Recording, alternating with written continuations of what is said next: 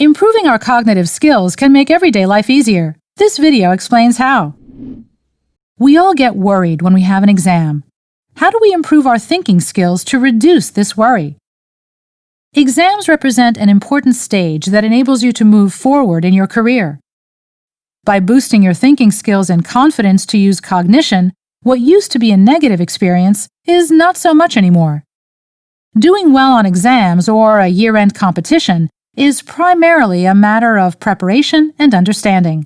Before the exam, it is important to organize yourself by listing all of the topics that you must know on the day of the exam, and by creating a study timetable. This is when your executive functions come into play. On the day of the exam, you must remain focused on the topic throughout the duration of the test and try to identify important elements in the instructions. Your executive functions will let you sort information and put together a plan to manage your time appropriately. It goes without saying that your memory is called upon when you study and on the day of the exam to demonstrate what you know. Remember that there is not just one study method. Some people prefer to read through their course notes, while others find writing study sheets to be more effective. Now it is up to you to find the method that suits you best while drawing on your cognitive skills. For example, you can boost your memory skill with elephant memory.